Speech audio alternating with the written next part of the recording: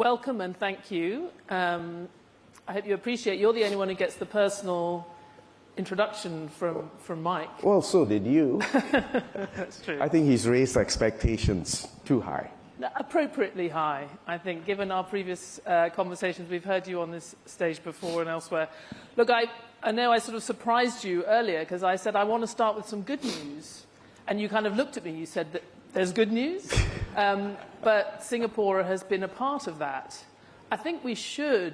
There's so much that's happened. We're going to talk about some of the themes that have been raised even in the introductory film. A lot of surprises, a lot of bad surprises this year, or challenges that businesses and governments have had to deal with. But one thing that hasn't happened, that I think, given the dominant narrative at the beginning of the year, we might well have expected to happen, is we haven't ended up with a global retaliatory trade war. The US has taken the path of protectionism, as we would have expected a year ago with the re-election of Donald Trump.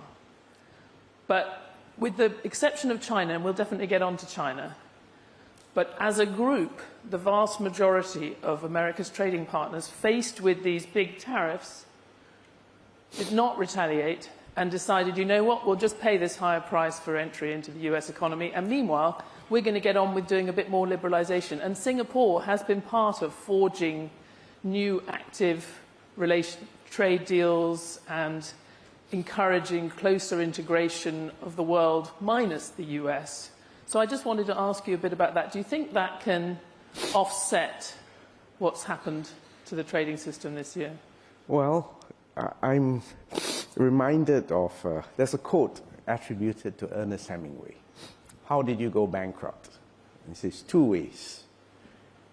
Gradually, and then suddenly. So hold that thought in mind. This year has been the year of sudden changes. But actually, the gradual changes, the pressure, has been building up for a long time. The first point I wanted to leave with you is the role of the United States for the last 8 decades actually is historically unprecedented.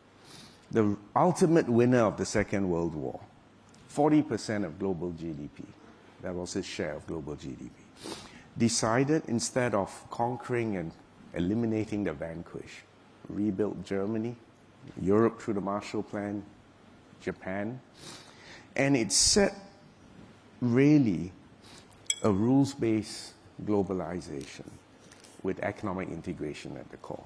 And this is highly, highly unusual and unprecedented. So that's the first point. It is about the US. Second point is that actually the pressures on the US to give up on this has been building up for a long time. And what do I mean? If you think about it, what the US did for 8 decades was to provide, first, the market, second, technology, third, capital, and rules-based economic integration. The first beneficiary of that, apart from Europe, was Japan. And then you had the Asian tigers, Hong Kong, Korea, Singapore, and then the rest of Southeast Asia. But the real winner of rules-based free trade has actually been China. And the US is only 249 years. It has never met a peer competitor with the scale, the ability, and the willingness to reorder the world in a way that's favorable to it. But the point is that China, if you look at its per capita GDP, it's still a middle-income country. And China is not able or willing to replace the US as the underwriter of globalization. So we are, to quote my Prime Minister, in an interregnum, a state of messy transition from a world in which there was an underwriter and enforcer. And that underwriter and enforcer has now decided to become disruptor in chief for political reasons, for domestic political reasons, because after 8 decades of providing capital, technology, and markets, what the middle class in America has seen is deindustrialization, rust belts, hopelessness, and middle income stagnation. And guess what? Elections are local. So it is a completely legitimate question for the American voter to say, wait a minute, why should we underwrite in blood and treasure this system which seems to have profited the rest of the world, and especially a big peer competitor? And I think we need to pull back. So you see my point about gradually and then suddenly. So we just happen to be witnessing it's like an iceberg or an continental ice shelf falling. But actually the climate warming was predated that. So my point is, what we're witnessing today is not just a change of weather. It's not the storm that delayed Mike yesterday. This is real climate change, geopolitical climate change. So that's context setting. Well, I think we will go back to the trade piece in a second, but just following on from what you said, I mean, we've also, I think it's historically unprecedented also to have a single global superpower almost voluntarily step back from a lot of its obligations, not be forced to do so, not lose a war, but just decide, I don't want to do this anymore. Yes. And I think, but it was unusual to have such a benign hegemon in the first place. And for us now to say, where did that hegemon go?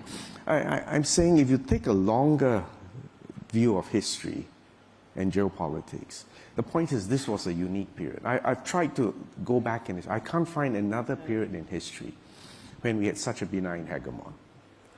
And when you just think back even just a few years ago, and we would have been on this stage talking about decoupling, yes, and that may be the climactic change to distinguish from the change in the weather, as you've said.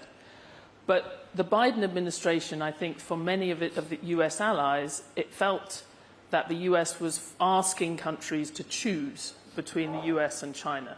And that was obviously challenging, nowhere more than here. President Trump has had a much, many people would say, less consistent, certainly more freewheeling, unilateralist approach. It feels a little bit like the world is less divided between the US and China now, and more the US and the rest of the world just left in a mess.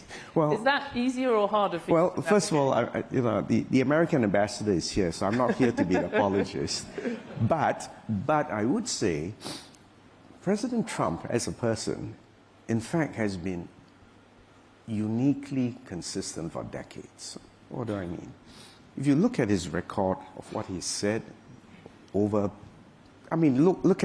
the interview with Oprah Winfrey back in 1988. His views on war, anti-war. His views on free trade, that it's an avenue for America to be taken advantage of.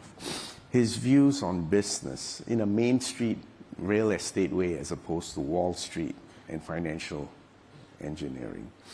His views on immigration actually have been remarkably consistent, and I think people don't give enough marks for that point. So he is consistent.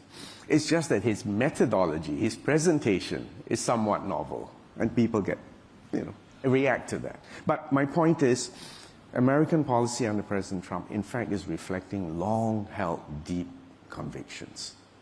I think you are right. I guess that the exception to that, yes, and I'm interested in whether you read it the same way. Mike mentioned you've been at the recent meetings with your Prime Minister in Malaysia and Korea, where we did see this deal, this rapprochement between the US and China. Yes. But it will not have been lost on many of the people around the table that that China was ending up with a relatively better position than many of the other countries in the region who had thought that they were going to be an alternative to China for US manufacturers. Well, that feels a little inconsistent with wanting to wean American industry off Chinese manufacturing. Well, again, I would distinguish between strategic and tactical. I think what we've witnessed so far is a tactical pause. The fundamental problem with the US and China is an almost complete lack of strategic trust. And that means each side has to assume the worst of each other. And even if you're taking precautions, it's viewed as escalatory. Both sides have identified pain points. And I think what you've seen so far is not a strategic realignment or a sudden dawn of strategic trust. Is that both sides have decided they need time, they need a tactical pause whilst you get on with the real business. And the point about decoupling is worth unpacking, because what we are witnessing in the world right now is a couple of phenomena. Number one, you have witnessed the weaponization of everything. Weaponization of the dollar, weaponization of finance, weaponization of critical minerals, global supply chains. Interdependency used to be a good thing. Now it's a vulnerability. But my point about weaponization of everything, you know, Newton's third law applies in diplomacy too. For every action, there's an equal and opposite reaction. So the weaponization of everything has led to an erosion of trust, has led to a need to assume the worst and to prepare for it. And in the absence of trust, it's very hard to actually have strategic alignment. So that's the first point. Right? What you're witnessing now is a tactical pause. The strategic problem remains. The next aspect of what's going on now is the fracturing of supply chains. And it's not an ideological point, but I think especially during COVID, you found that even simple things like making a mask, which is not rocket science, but the essential components were not within reach, and everyone was panicking and you didn't have access to it. So the fracturing of supply chains in the name of national security and in search of resilience actually means a world which hitherto has been based on efficiency is now building supply chains on the basis of nearshoring, onshoring, friendshoring. Economically, what that must mean is some inflation, because you're no longer choosing the cheapest and the best, most efficient. You're now having other considerations. So watch that bout of inflation. The third point is the global commons. You saw the opening video. And I've been involved in this game long enough, so I'll give you an example, the Paris Climate Change Agreement.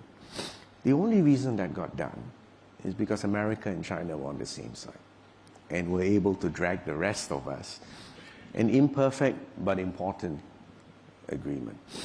Today, if the two main players are not in the same room, and it goes further than that. In fact, it's not just a matter of picking up your marbles and leaving the game, but you're actually disrupting the game. And my worry is that we're going to be unable to deal with the global commons. It means climate change, pandemics, the challenges from AI. We won't be able to respond adequately to it because the two key players either are disrupting actively or are spoiling for a fight and are certainly not willing to restrain themselves with multilateral rules imposed by Lilliputian countries, big and medium and small elsewhere. I hope that's not too depressing. Well, but so as far as you're concerned, because what I was saying at the beginning was that it just seems a muddier picture than the decoupling. It's Team US. Yes. No, it's China. Messy. My point is that it's messy, but try to understand what's. But as far as you're concerned, the long-term trend. Yes. I mean, someone has likened it to a couple saying, we're going to divorce in 10 years, but we have to live together before then. You still think the long-term trend is decoupling between the US and China? I think without strategic trust, the logic for decoupling, at least partially, in the name of national security and anxiety over competitiveness, will continue to play out. And that's what we're witnessing. But if I can come back to where you started with a piece of good news. You said, why hasn't the rest of the world retaliated? I think a couple of reasons. Number one, they're a far bigger elephant or eagle than the rest of us. So what's the point of retaliating when, in fact, the little guy will be the ultimate loser? So that's the first thing. Second, and I'm coming to your good news. If you leave aside the two big powers, and if you open a world atlas, and draw a diagonal, Europe, the Middle East, South Asia, Southeast Asia, Australia, and New Zealand. And then you draw two spokes, one to Northeast Asia, particularly Japan and Korea, and another spoke southwest to Africa and South America. Guess what? In fact, there is still a majority of countries, and even I would say the majority of global GDP, that still wants to operate on supply chain efficiencies, on economic integration, on rules-based globalization. The only thing is the enforcer in chief is no longer there. And there is a need, therefore, to assemble a coalition of the willing. So what you're watching now, all that scurrying around by medium and small economies, is to keep globalization alive, reform what needs to be reformed, and there's a lot that needs reform, but to work together in a more collegiate way, knowing full well that the underwriter, the enforcer, is not going to be doing the heavy lifting. So that's where I think there is a glimmer of hope. And that's why, you know, my Prime Minister and I have been scurrying around to regional and international conferences. And the good news, I agree with you.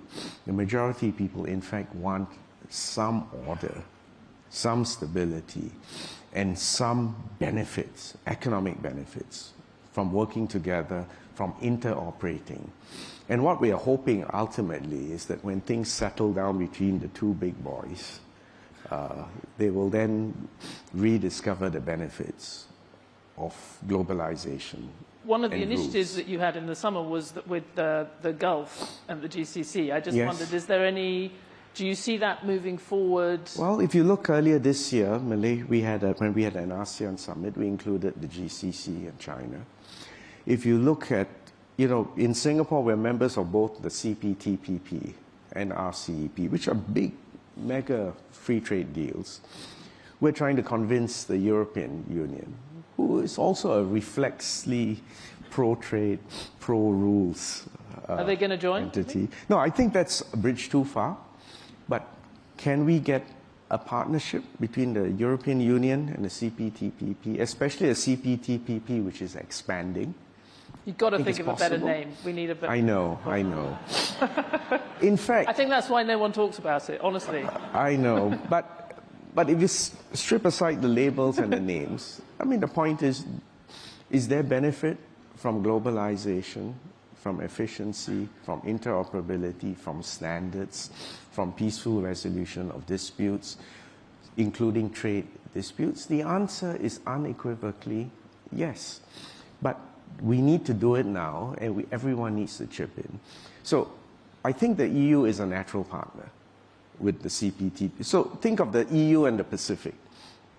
Can we construct something that cuts a diagonal across the globe? And is Africa keen on this? I think they are. South America. I mean, you may be surprised, even little Singapore, we've signed free trade deals with Mercosur, which is Argentina, Brazil, Ecuador, Paraguay, Uruguay. We've even signed a free trade agreement with the Pacific Alliance, Mexico, Colombia, Chile. So the point is, you'll be surprised, the appetite for economic integration remains. And that's what Singapore is working. Now, of course, I'll tell you, of course we are biased. This is a place, this is Manhattan without upstate New York. Or this is 1/5 of Rhode Island without continental United States. Or if you want another uncomfortable analogy, Singapore is just twice the size of Gaza, but with 3 times the population. So we're a tiny place in which our trade volume is 3 times our GDP. So I hope you understand, when we promote free trade, it's lifeblood. It's not a negotiating point, right? And when we say rules are better than the alternative, because the alternative is right is might, big is beautiful, and small is irrelevant. So I will confess, this is a self-interested argument. But you've talked about the importance of rules, but also of countries working together. Yes, absolutely. Without the enforcer. Should the Southeast Asian economies, even the ASEAN countries, have worked together more in negotiating these trade deals with the US? You talked about I don't think bilateral arm wrestling you described. Yes. No, I don't think that was necessary. Certainly not at this stage. I mean, if you look at ASEAN as a whole, the tariffs range from 10%, 19%, maybe 20%. And those numbers keep changing anyway. My point is, don't overreact to the headline of the day. Understand what's going on. So if you now bring your zoom lens to ASEAN, have we systematically brought down our trade barriers, non-tariff barriers? Is ASEAN fulfilling its mission of becoming a single production zone, a single investment zone? Has there been economic growth in ASEAN? What are the prospects for ASEAN in the next 2 decades? We think we can double our combined GDP. If you add up the combined GDP of ASEAN, which, by the way, has a population slightly larger than the EU, we're about number 5. And because half our population is below the age of 35, and our middle class is growing, the prospects, the long-term prospects are bright, so long as we don't overreact, we don't do stuff that actually boomerangs back on us. And if you just look at what we did this year, we upgraded the ASEAN agreement on trade in goods within ASEAN. We upgraded the ASEAN-China free trade agreement. And we're still looking at building more bridges across the world. So my point is that, in fact, Southeast Asia is a zone of hope and growth. The key thing is to focus on the long term. And what does long term mean? It means technology, bearing in mind that we've got 3 technological revolutions going on in real time, simultaneously. AI, biotech, renewable energy. And we're focusing on building up the infrastructure for that. We're focusing on educating a workforce, work ready for that kind of world, the world of AI and robotics. And we're focusing on integrating. We can still increase our intra-ASEAN trade significantly. And what about ASEAN Africa, ASEAN South America? You know, some people call it South-South. I don't really like the term. But my point is there is still a majority in favor of this. I would also point out the CPTPP began as 4 tiny states: Singapore, Brunei, New Zealand, and Chile. And it only became TPP when America and Japan came in. Now, we knew by the time Hillary Clinton had to withdraw from her support from the TPP, which in fact she had a lot to do with starting, that the cause of free trade was in political problem. And I think all of us in this room, who I would say are probably instinctive free traders, need to realize that we didn't make the political case for it. And you have to convince your local electorate that jobs and wages and opportunity come from free trade. Otherwise, if you don't understand the political reality that for every free trade agreement there are winners and losers, you need to put seatbelts on. You need to have compensatory mechanisms. And whilst you don't expect governments to choose winners and losers at the enterprise level, but governments do need to be activists. Infrastructure, education, pro-enterprise regulatory environments. You do need an active government. But what you don't want is completely state-directed capitalism, where you pick winners and losers. We think that's ultimately a dead end. So anyway, my point is, watch this space. Okay. That's why there's still buzz in this part of the world. We're going to run out of time, so I want to just quickly ask you, I started talking about the US. I mean, you have said, obviously, trade is the lifeblood of Singapore, and yes, you're absolutely at the center of looking at this. The one country that, despite all these tariffs and trade wars by the US, the one country that has managed to increase its export growth this year is China. And yes, we see that country, in many ways, doubling down on a focus on manufacturing, on export-led growth, when yes, many economists might have said, long-term, they have to be on a different path. How destabilizing is that for this region, especially now they have a slightly more Well, I think what you're referring to, you're being too delicate, you're referring to overcapacity. Actually, the world has had unsustainable imbalances for some time. If you outsource all manufacturing to China, you outsource all energy to Russia, and you outsource security to America. I'm referring to the EU. Right? That's not a sustainable model. And if the EU wants to have strategic autonomy or independence, it needs to get a grip on manufacturing, on its industrial capacity, on its defense, and on its energy policies. I'm just giving you one example. Right? In the case of China, it's worth also reflecting, because China became the manufacturing center of the world and enjoyed economies of scale, and by the way, I must say, Chinese workers happen to be really hardworking and efficient. I don't think you can fault China for that. But a world in which all manufacturing is accumulating on one half, trade surpluses are accumulating there, but those trade surpluses are being recycled. It used to be recycled into T-bills. What it meant is, for a while, the Western consumer enjoyed low inflation, low interest rates, high-quality goods at affordable rates, but actually were consuming beyond what they were producing. And we should not be surprised that this system, based on imbalance, was not sustainable. Now, if you imagine that America shuts its market to the productive capacity of China, and the EU also follows suit, and think of automotives as an example, then the question will be, will China be able to expand its domestic consumption to match its capacity, or will it still try to export its way out? And if it does, where will it export to? But that is what they've been. Right? No, I think, but I'm saying without being pejorative or making value judgments, just ask yourself, do you need domestic changes to the economic structure of China? I think we do.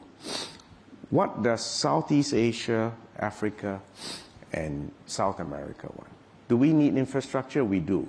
Is the productive capacity of China for the development of that infrastructure, particularly green energy, AI, and even biotech, which, by the way, speaking as a doctor, the Chinese are no slouches in that area too.